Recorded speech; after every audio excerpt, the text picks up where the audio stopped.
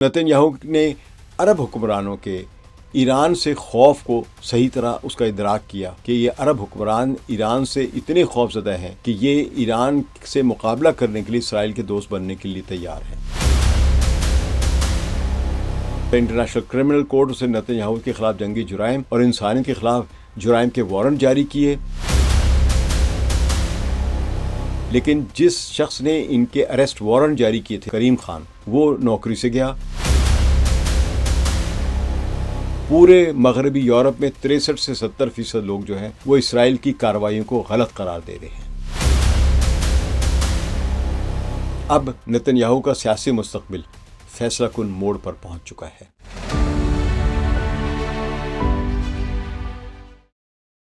ثقلین امام کا سلام قبول کیجیے۔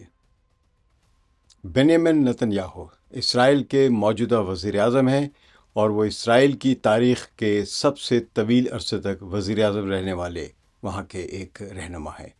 انہوں نے 1996 سے 1999 تک یعنی 1996 سے لے کر 1999 تک، پھر 2009 سے 2021 تک اور دسمبر 2022 سے اب تک اس عہدے پر وہ کام کر رہے ہیں۔ اس طرح ان کا مجموعی دور اقتدار کل ملا کر 16 سال سے بھی زیادہ عرصے پر محیط ہے۔ ان کی زندگی میں ان کی فوجی بہادری، ان کی سیاسی ایک چال بازی، ان کے خاندانی اثرات، کرپشن کے الزامات، ان کے ذاتی سکینڈلز ہیں کرپشن کے، اور انتہائی پسند یعنی آپ سمجھے بہت ایکسٹریمسٹ قسم کی جو زائنزم یا زائنسٹ نظریات جو ہیں ان کے، وہ سب کے سب ان کی شخصیت پر ان کے اثرات ہم کو نظر آتے ہیں۔ آج ہم اس شخصیت کے بارے میں تفصیل سے بات کریں گے جو مشرق وسطیٰ کی سیاست کا ایک اہم ترین کردار ادا کر رہا ہے یا بن گیا ہوا ہے۔ نتن یاہو کا انجام کیا ہوتا ہے وہ الگ بات ہے، لیکن ان کے اقتدار میں رہتے ہوئے اسرائیل کے اندر کی سیاست بدل چکی ہے اور پورے خطے کی ایک جیو پولیٹکس جو ہے وہ بھی ایک نئی شکل اختیار کر چکی ہوئی ہے۔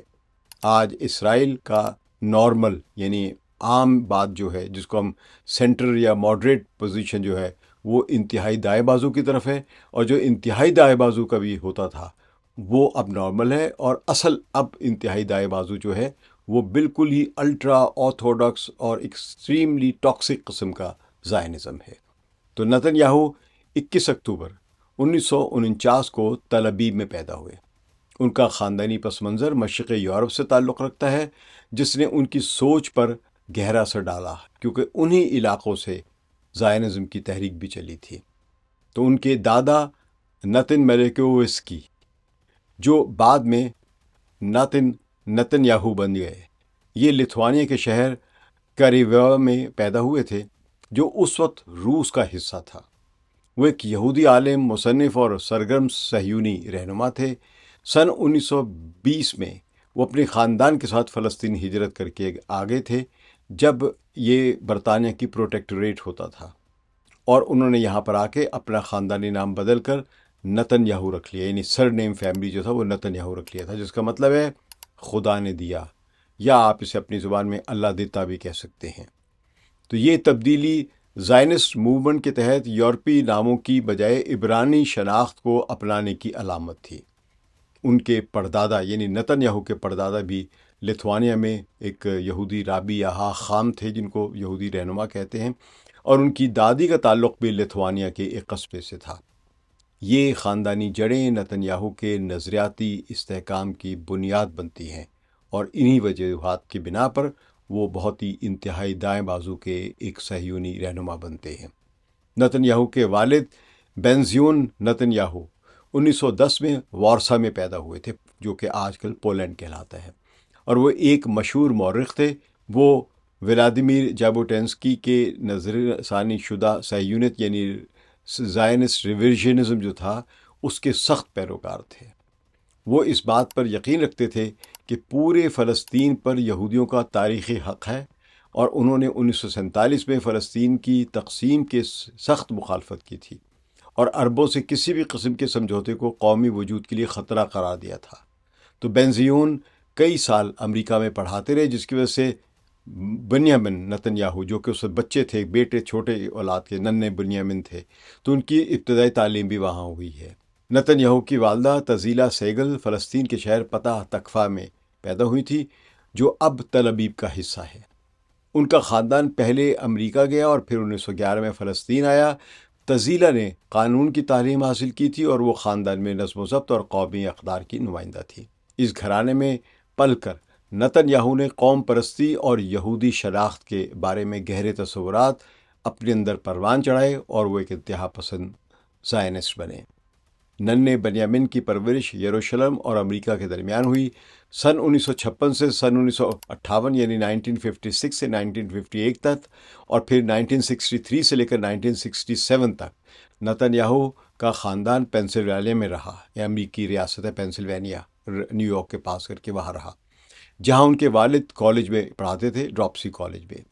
اس دوران بنیامن نے امریکی اور عبرانی دونوں ثقافتوں اور زبانوں کو گہرائی سے سمجھا، جو بعد میں ان کی بین الاقوامی کامیابیوں کا سبب بنا۔ وہ امریکی معاشرے اور سیاست کو بخوبی سمجھتے تھے، جس نے انہیں امریکی حکومت اور عوام سے مؤثر طریقے سے بات چیت کرنے کی صلاحیت دی۔ انگریزی زبان پر ان کے عبور اور امریکی میڈیا کی سمجھ نے انہیں بین الاقوامی سطح پر ایک مؤثر ترجمان بنا دیا۔ ان کا یہ تجربہ بعد میں ان کے ڈپلومیٹک کیریئر میں بہت کام آیا۔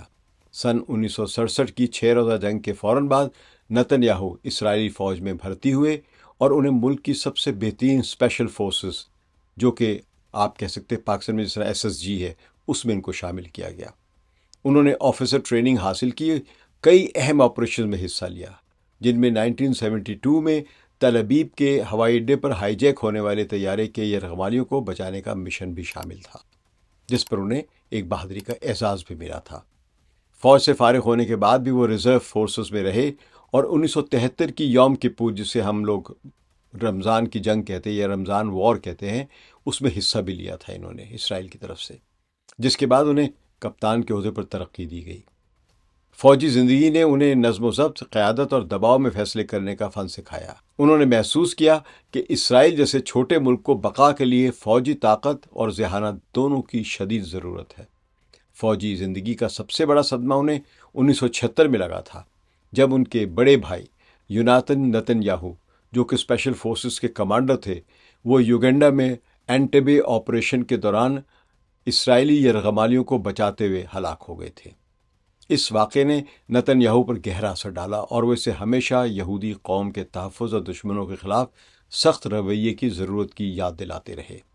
ان کا چھوٹا بھائی ایدو ایک ڈاکٹر اور ایک مصنف ہے۔ یونی کی موت نے، یعنی یوناتھن جو ان کے بھائی تھے بڑے، ان کی موت نے نتن یاہو کو یہ سبق دیا کہ اسرائیل کے دشمن صرف اس کی سرحدوں کو نہیں بلکہ اس کے وجود کو بھی چیلنج کرتے ہیں۔ اس واقعے کے بعد نتن یاہو نے اپنے بھائی کی یاد میں ایک فاؤنڈیشن قائم کی، جس کا مقصد دہشت گردی کے خلاف، یعنی مسلمانوں اور فلسطینیوں کے خلاف عالمی تعاون کو فروغ دینا تھا۔ فوجی خدمت کے بعد نتن یاہو امریکہ واپس آئے اور MIT یعنی میساچوسٹس انسٹیٹیوٹ آف ٹیکنالوجی میں آرکیٹیکچر میں گریجویشن کی اور اس کے بعد مینجمنٹ میں ماسٹرز کی ڈگری حاصل کی۔ انہوں نے ہارورڈ یونیورسٹی میں پولیٹیکل سائنس کی تعلیم بھی جاری رکھی تھی، لیکن ڈگری مکمل نہیں کر سکے۔ 1979 میں انہوں نے اپنے بھائی کے نام پر ایک ادارہ قائم کیا تھا جو دہشت گردی کے خلاف تعاون کو فروغ دیتا تھا۔ اس دوران انہوں نے اپنا نام بن نتائی استعمال کیا تھا، یعنی وہ وہاں پہ نتن یاہو نہیں بیان کرتے تھے، اپنے آپ کو بنیامن نتن یاہو نہیں کہتے تھے، بن نتائی کے نام سے مشہور تھے۔ اپنا نام اپنی سیکیورٹی اور تحفظ کے لیے انہوں نے چھپایا ہوا تھا۔ تو دوسرا ایک یہ بھی وجہ تھی جو بتائی جاتی ہے ان کی کتابوں جو لکھی گئی ہیں، کہ وہاں پہ امریکیوں کو ان کا پورا نام لینا مشکل تھا، تو انہوں نے ایک آسان سا نام رکھ لیا تھا تاکہ تلفظ آسان ہو اور کسی حد تک رازداری بھی برقرار رہے کہ یہ کون ہے۔ MIT میں تعلیم نے انہیں منظم سوچ اور مسئلہ حل کرنے کی مہارت فراہم کی، جبکہ ہارورڈ میں سیاسی علوم نے انہیں بین الاقوامی تعلقات کی گہری سمجھ اور فہم و فراست دی۔ سن 1984 سے لے کے 1988 تک نتن یاہو اسرائیل کے امریکہ میں سفیر رہے اور پھر اقوام متحدہ میں اسرائیل کے نمائندے بھی رہے۔ اس دوران انہیں بین الاقوامی سیاست کا بڑا تجربہ ہوا، کیونکہ اقوام متحدہ میں ساری دنیا کے سفارتکار آتے تھے، سارے مسائل پر ڈسکشن ہوتی تھی، تو یہ ایک بہت بڑا ایکسپوجر تھا، اور وہ امریکی میڈیا میں اسرائیلی پالیسیوں کو مؤثر طریقے سے پیش کرنے کے لیے مشہور بھی ہو گئے تھے۔ ان کی گفتگو کا انداز، انگریزی پر عبور اور TV انٹرویوز میں مہارت نے انہیں امریکی عوام میں مقبول بنا دیا۔ انہوں نے اسرائیل کو ایک جمہوری اور مغرب دوست ملک کے طور پر پیش کیا، جبکہ فلسطینیوں کو دہشت گردی سے جوڑ کر ہمیشہ پیش کیا۔ تو 1993 میں انہوں نے لیکوڈ پارٹی کی قیادت سنبھالی اور 1996 میں 46 سال کی عمر میں، یعنی 46 سال کی عمر میں اسرائیل کے سب سے کم عمر وزیر اعظم بن گئے۔ اپنے پہلے دور میں نتن یاہو نے جو امن کا عمل تھا، یعنی پیس پروسیس جو تھا، اس کو سست کیا، آہستہ کر دیا۔ مغربی کنارے میں آباد کاریوں کو، یعنی یہودی آبادیوں کو، ان کی سیٹلمنٹس کو تیز کیا اور عرب ممالک کے ساتھ خفیہ رابطے شروع کیے۔ یہ ان کا عجیب کمال تھا کہ ایک طرف اپنے ملک میں انہوں نے فلسطینیوں کے علاقے پہ قبضے کرنے شروع کر دیے، اور وہاں کے جو فلسطینی عرب جو تھے ان کو بے دخل کرنا شروع کر دیا، اور ساتھ ساتھ عالم عرب کے حکمرانوں کے ساتھ دوستیاں بنانی شروع کر دی، تعلقات بہتر کرنے شروع کر دی خفیہ طور پہ۔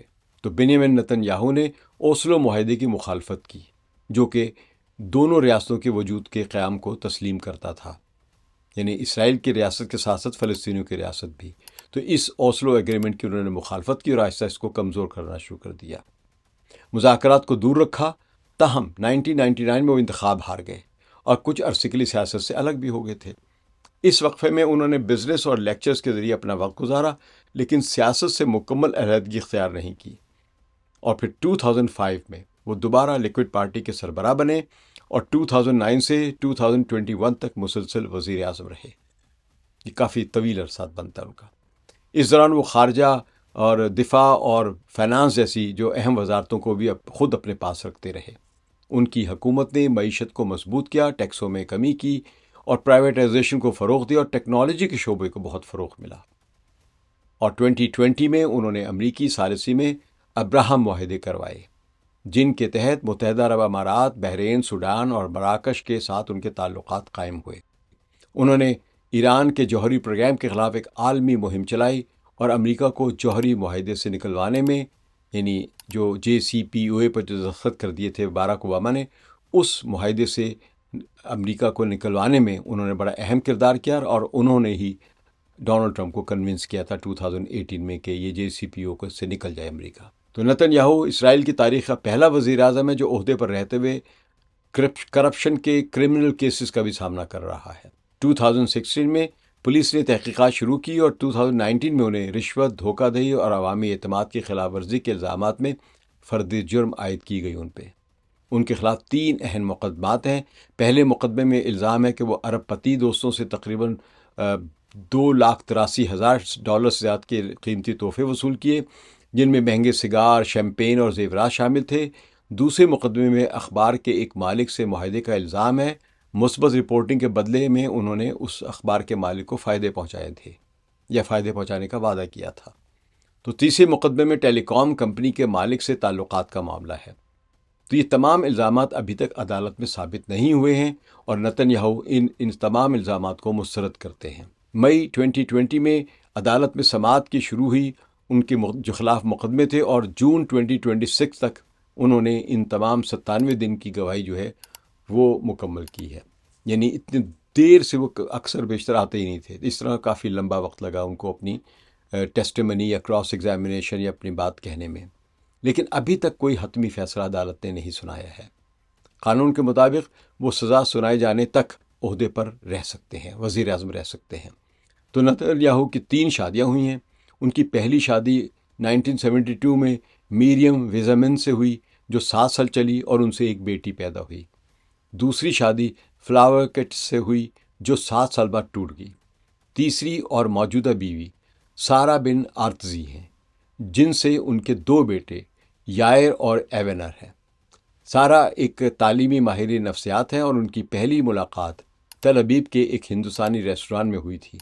سارہ پر سرکاری اخراجات میں بددیانتی اور عملے سے بدسلوکی کے الزامات بھی لگے تھے۔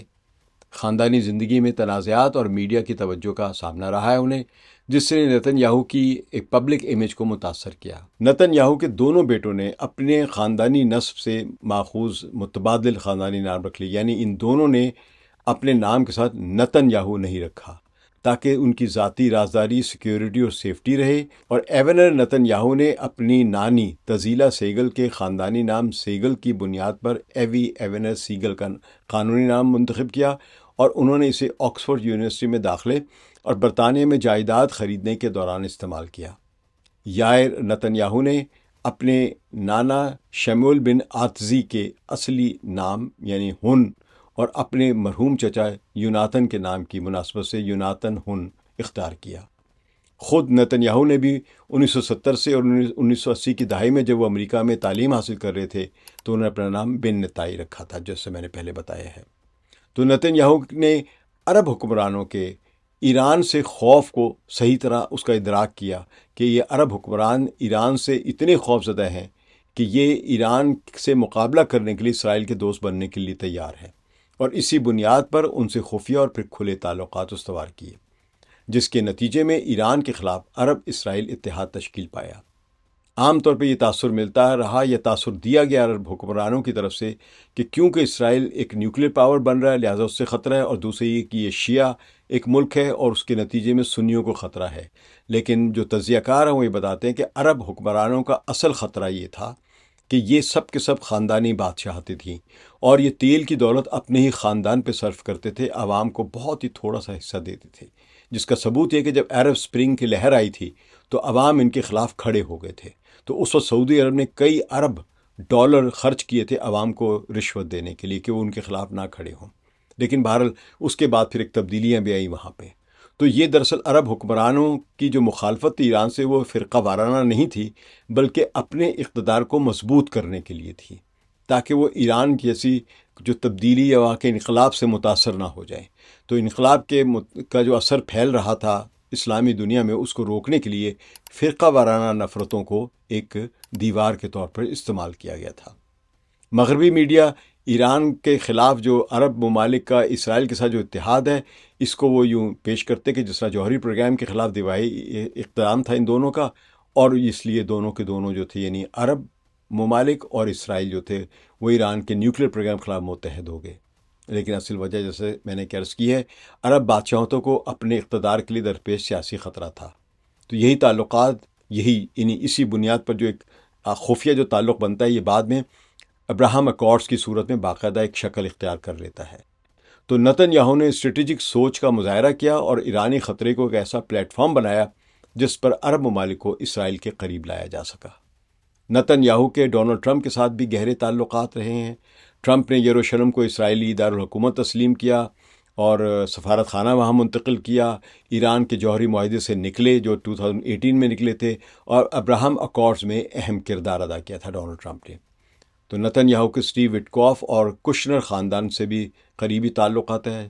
چارلز کشنر اور جیرڈ کشنر جو کہ ٹرمپ کے داماد ہیں، ان سب سے ان کے خاندانی تعلقات ہیں۔ تو نتنیاہو کو وائٹ ہاؤس تک رسائی حاصل کرنے میں یا کہہ لی کہ ڈونلڈ ٹرمپ کے ساتھ ذاتی تعلقات بنانے میں ان دونوں خاندانوں کا یعنی اسٹیو وٹکوف اور کشنر خاندان کا بڑا اہم کردار ہے۔ تو اس کی وجہ سے انہیں امریکی خارجہ پالیسی پر اثر انداز ہونے کا موقع بھی ملا ہے۔ سن 2024 میں بین الاقوامی جو کرمنل کورٹ ہے، انٹرنیشنل کرمنل کورٹ، اسے نتنیاہو کے خلاف جنگی جرائم اور انسانیت کے خلاف جرائم کے وارنٹ جاری کیے، جن میں فلسطینیوں کو خوراک اور ادویات سے محروم کرنا، عام شہریوں کو قتل کرنا اور ان پر ٹارچر کرنا تھا۔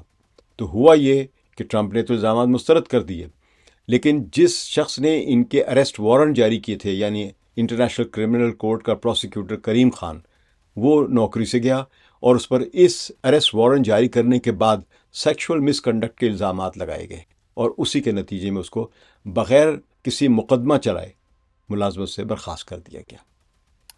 تو یہ ایک لحاظ سے کہنا چاہیے کہ جو ٹرمپ نے ان کی مدد بھی کی، کیونکہ اب کوشش یہ کی جا رہی کہ انٹرنیشنل کرمنل کورٹ جو ہے اسی کو ہی تباہ کر دیا جائے، جیسا کہ امریکہ کے وزیر خارجہ مارکو روبیو نے خود کہا ہے، اور بنیامن نتنیاہو نے اب یہ خود کہا ہے کہ مجھ سے وعدہ کیا تھا مارکو روبیو نے کہ میں انٹرنیشنل کرمنل کورٹ کے اس پروسیکیوٹر کو نوکری سے نکلواؤں گا، اور انٹرنیشنل کرمنل کورٹ کو انہوں نے کھل کر کہا کہ ہم اس کو ڈسمینٹل کر دیں گے۔ تو یہ اب تک کسی ملک نے انہیں گرفتار بھی نہیں کیا، حالانکہ ان کے اریسٹ وارنٹس موجود ہیں، کیونکہ امریکہ اس عدالت کا رکن نہیں ہے اور اسرائیل کی حمایت کرتا ہے، اور یورپ میں جرأت نہیں ہے، یعنی کسی مغربی ممالک کے رہنما میں یہ اتنی ہمت ہی نہیں کہ ان کے خلاف جاری جو اریسٹ وارنٹس ہیں ان پر عمل درآمد کرے۔ تو اس نے عالمی سیاست میں نئی بحثیں پیدا کی ہیں۔ نتن یاہو کی قیادت میں اسرائیل نے مشرق وسطی میں بے پناہ فوجی طاقت کا مظاہرہ کیا، بے پناہ بربادی کی ہے، غزہ سے لے کر لبنان تک، یمن تک، ایران تک، عراق تک، جہاں جہاں ان کو کوئی بھی اپنا مخالف یا ایکسس آف ریزسٹنس کا کوئی ایلیمنٹ نظر آتا تھا، اس پر انہوں نے بے انتہا بمباری کی ہے۔ آپ کو اندازہ ہے کہ غزہ کی کیا حالات ہو گئے ہوئے ہیں۔ تو ان مختلف محاذوں کو ملا کر تقریباً انہوں نے جارحیت کے جو کی ہے، اس کے باوجود ان کو کوئی بھی فیصلہ کن کامیابی نہیں حاصل ہو سکی ہے۔ غزہ میں انہوں نے 75,000 سے زائد فلسطینی ہلاک کیے ہیں، جن میں تقریباً 21,000 سے زیادہ بچے اور اتنی ہی تعداد میں عورتیں بھی ہیں، جبکہ 1,73,000 سے زیادہ افراد زخمی ہوئے ہیں، 8 لاکھ سے زیادہ بچے بے گھر ہوئے ہیں، اور 9,500 افراد لاپتہ ہیں یا اس سے بھی زیادہ لوگ ہیں جو ملبے میں دبے ہوئے ہیں۔ غزہ کا 70% جو بیسک انفراسٹرکچر ہے سول عمارتوں کا، جہاں پہ لوگوں کے گھر تھے، فلیٹس تھے، رہتے تھے، بلڈنگز تھی، یونیورسٹیز تھیں، مسجدیں تھیں، ہاسپٹلز تھے، سکولز تھے، انہوں نے ساروں کو ملبے کا ڈھیر بنا دیا۔ لبنان میں پیجر آپریشن نے کوئی 2800 حزب اللہ کے کمانڈرز کو زخمی کیا، اور پھر انہوں نے سید حسن اللہ پر بمباری کر کے ایک بنکر بسٹر بم مار کے ان کو بھی قتل کیا۔ مگر اپنی طاقت برقرار رکھے ہوئے ہے۔ یمن میں حوثیوں کے خلاف فضائی حملے جاری کیے، لیکن انہوں نے بھی بحیر احمر میں جو اسرائیل کی شپنگ تھی اس کو روکے رکھا، اور آج تک روکی ہوئی ہے۔ اب سعودی عرب کی بھی روک لی ہے انہوں نے۔ تو ایران کے خلاف حملوں میں اعلیٰ کمانڈرز اور جو نیوکلیئر سائنسدان تھے وہ حملے میں ہلاک کیے گئے تھے، اور آپ کو یہ بھی معلوم ہے سعید علی خامنہئی سمیت اور مناب کی بچیاں جو 168 کے قریب تھی، ان کو بھی اسی امریکہ کے ساتھ مل کے جو حملے کیے تھے انہوں نے، نتن یاہو نے، ان کی میں سب کو ہلاک کیا گیا تھا اور تباہی پھیلائی۔ بلکہ نتن یاہو نے اور ٹرمپ نے خود یہ دعویٰ کیا ہے کہ ہم نے ایران پر اتنی بمباری کی ہے کہ ان کا کم از کم $1 ٹریلین کا انفراسٹرکچر تباہ ہوا ہے۔ لیکن اس ساری بربادی اور جنگوں کے باوجود بھی اسرائیل کو وہ پہلے سے کہیں زیادہ غیر محفوظ بنا گئے ہیں اور زیادہ منقسم کر دیا ہے۔ انہوں نے ساری جنگیں لڑی تھی کہ میں اسرائیل کو محفوظ بنانا چاہتا ہوں، لیکن اسرائیل محفوظ نہیں ہوا، اسرائیل اب زیادہ غیر محفوظ ہوتا جا رہا ہے۔ مغربی ممالک میں اسرائیل کی حمایت میں نمایاں کمی آئی ہے۔ برطانیہ میں 50% لوگ سمجھتے ہیں کہ اسرائیل غزہ میں نسل کشی کر رہا ہے، اور 55% چاہتے ہیں کہ برطانیہ اس کا حلیف نہ بنے۔ امریکہ میں 62% لوگ اسرائیلی حکومت کے خلاف ہے، اور پہلی بار عوام کی ہمدردی فلسطینیوں کی طرف زیادہ ہے۔ پورے مغربی یورپ میں 63 سے 70% لوگ جو ہیں وہ اسرائیل کی کارروائیوں کو غلط قرار دے رہے ہیں۔ تو ان اعداد و شمار نے اسرائیل کے سفارتی تعلقات کو شدید متاثر کیا ہے۔ اب نتن یاہو کا سیاسی مستقبل فیصلہ کن موڑ پر پہنچ چکا ہے۔ اکتوبر 2026 میں عام انتخابات ہونے والے ہیں، کنیسٹ کے یعنی اسرائیلی پارلیمنٹ کے، اور ابتدائی سروے کے مطابق ان کی جماعت کو مطلوبہ اکثریت نہیں مل رہی ہے۔ کرپشن کیسز اور 7 اکتوبر کی ناکامی اور بین الاقوامی تنہائی نے ان کی مشکلات میں اضافہ کیا ہے۔ ماہرین کا خیال ہے کہ ان کا طویل سیاسی سفر اختتام کے قریب ہے، لیکن وہ اب بھی حالات کا رخ موڑنے کی صلاحیت رکھتے ہیں۔ وہ کوئی ڈرامہ بازی، کوئی اپنے ہی ملک میں خود کوئی دہشت گردی کے واقعات کرا کے ایک دم سے عوامی رائے کو بدلنے کی صلاحیت رکھتے ہیں۔ لہٰذا ابھی تک ان کا کھیل ختم نہیں ہوا ہے، زوال پہ ہے، ختم نہیں ہوا ہے۔ تو کچھ سیاسی مبصرین کہتے ہیں کہ نتن یاہو نے اپنی سیاسی بقا کے لیے ہر حربہ استعمال کیا ہے، لیکن اب وہ وقت شاید آ پہنچا ہے جب عوام نیا چہرہ چاہتی ہے۔ اسرائیلی پارلیمنٹ کنیسٹ کے حالیہ اجلاسوں میں اپوزیشن کے ارکان نے نتن یاہو کے ایوان میں داخل ہوتے ہی شرم کرو اور شیم شیم اور گیٹ آف گیٹ آؤٹ کے نعرے لگائے، جو اس بات کی علامت ہے کہ اب انہیں صرف سڑکوں پر ہی نہیں بلکہ خود پارلیمان کے اندر بھی شدید قسم کی سیاسی مزاحمت کا سامنا کرنا پڑ رہا ہے۔ یہ اجلاس فوجی خدمت سے فرار ہونے والے الٹرا آرتھوڈاکس حریدی یہودی نوجوانوں کی گرفتاری کے جو تھی وہ معطل کرنے سے متعلق ایک مترازع قانون پر بحث کے لیے منعقد ہوا تھا، جس نے اسرائیلی معاشرے میں گہری تقسیم پیدا کی کر دی ہے، کیونکہ حریدی جو ہیں وہ جنگ میں لڑنا نہیں چاہتے۔ وہ کہتے ہیں ہم مذہبی خدمات انجام دیں گے، لہذا ہمیں فوجی خدمت سے استثناء حاصل ہونا چاہیے۔ لیکن لوگ چاہ رہے تھے اور فوج بھی چاہ رہی تھی کہ ان کو گرفتار کر کے فوج میں شامل کیا جائے۔ تو بہرحال انہوں نے یہ قانون منظور کروا لیا، اور وہ فوج میں نہیں جائیں گے، ان کو گرفتار بھی نہیں کیا جائے گا۔ اس سے کافی زیادہ تقسیم بھی پیدا ہوئی ہے۔ تو اپوزیشن کا موقف ہے کہ جنگ کے دوران ایک طبقے کو فوجی خدمت سے استثناء دینا نہ صرف ناانصافی ہے بلکہ قومی سلامتی کے اصولوں سے بھی متصادم ہے، کیونکہ اس وقت اسرائیلی فوج کو مین پاور کی شدید قلت کا سامنا کرنا پڑ رہا ہے، جس طرح وہ پھنسی ہوئی جنگوں میں۔ تو وہ چاہتے حریدی بھی فوج میں آئے، لیکن حریدیوں نے اس سے استثنا حاصل کر لیا ہے۔ اور اس استثنا دینے کی ایک بنیادی وجہ یہ ہے کہ یہ الٹرا آرتھوڈاکس یہودی جو ہیں، یعنی انتہا پسند دائیں بازو کے جو یہودی ہیں، یہ بنیامین نیتن یاہو کے ووٹرز بھی ہیں۔ تو اگرچہ حکومت نے بالآخر یہ قانون منظور کرا لیا، لیکن اجلاس کے دوران پیش آنے والے مناظر نے واضح کر دیا کہ وزیر اعظم کی قیادت اب مسلسل سوالات اور سیاسی دباؤ کی زد میں ہے۔ نیتن یاہو کی حکومت کو صرف جنگی محاذ پر ہی نہیں بلکہ اندرونی سیاسی محاذ پر بھی سخت چیلنجز کا سامنا ہے۔ اکتوبر 2026 میں متوقع کینیسٹ کے انتخابات کو ان کے سیاسی مستقبل کا فیصلہ کن امتحان قرار دیا جا رہا ہے۔ متعدد سیاسی مبصرین کا خیال ہے کہ اگر موجودہ عوامی بے چینی، حکومتی اختلافات اور جنگ سے متعلق تنازعات برقرار رہے تو یہ انتخابات نیتن یاہو کے طویل سیاسی دور کے خاتمے کا اعلان ثابت ہو سکتے ہیں۔ تاہم حتمی فیصلہ اسرائیلی ووٹرز کریں گے، اور انتخابات کے نتائج ہی یہ طے کریں گے کہ آیا یہ احتجاج واقعی ان کے سیاسی زوال کی ابتدا ہے یا نہیں۔ چاہے وہ اقتدار میں رہیں یا نہ رہیں، بنیامین نیتن یاہو مغربی ایشیا یعنی مشرق وسطیٰ کی تاریخ کا ایک ایسا کردار ہے جس کے اثرات آنے والی طویل مدت تک محسوس کیے جائیں گے۔ انہوں نے اس اسرائیل کو جس کو بائیں بازو کے نظریات رکھنے والے بین گورین یا ویزمین نے جو بنایا تھا، انہوں نے اس اسرائیل کو بالکل پلٹا کر انتہائی دائیں بازو والا اسرائیل بنا دیا ہے، اس کو یہودی ریاست بنا دیا ہے۔ انہوں نے اسرائیل کو ایک فوجی اور ٹیکنالوجیکل طاقت کے طور پر مستحکم کیا اور عرب دنیا میں نئے اتحاد قائم کیے اور ایران کے خلاف عالمی مہم کی قیادت کی، لیکن ساتھ ہی ان کی پالیسیوں نے اسرائیل کو بین الاقوامی آئسولیشن اور اندرونی تقسیم اور اخلاقی سوالات سے دوچار کر دیا ہے، کیونکہ اب اسرائیل پر نسل کشی کے الزامات اور بے انتہا قتل و غارت کے الزامات لگ رہے ہیں۔ ان کی کہانی کامیابیوں اور تنازعات، خوابوں اور شکستوں، اور طاقت اور تنہائی کی داستان ہے۔ یہ بات واضح رہے کہ ان کی سوانح میں بیان کردہ جو بہت سے الزامات ہیں اور دعوے ہیں، ابھی تک عدالت یا کسی آزاد ذریعے سے مکمل طور پر ثابت نہیں ہوئے ہیں، یعنی ان کو ابھی تک سزا نہیں سنائی گئی ہے، ان پر مقدمے چل رہے ہیں، ان پر بحث جاری ہے، تو حتمی قانونی فیصلہ بھی باقی ہے۔ آنے والے دنوں اور مہینوں میں نیتن یاہو کا سیاسی مستقبل ہی نہیں بلکہ شاید پورے مغربی ایشیا کی سمت کا بھی تعین ہوگا، کیونکہ ممکن ہے اگر یہ ہار جاتے ہیں الیکشن تو ان کی جگہ جو متبادل قیادت اسرائیل میں ابھرے گی، وہ سنا جا رہا ہے بلکہ کہا جا رہا ہے کہ وہ ان سے بھی زیادہ شدت پسند ہے، اور اس صورت میں ہو سکتا ہے ڈونلڈ ٹرمپ ان کو جیل سے بچا لیں، امریکہ لے جائیں، لیکن شاید وہ اسرائیل کی انتہا پسندی نہ روک سکیں۔ شکریہ۔ اس ہمارے جو ویلاگ پر اپنا تبصرہ ضرور کیے گا اور اپنی رائے بھی دیے گا۔ ثقلین امام کو اجازت دیجیے۔ خدا حافظ۔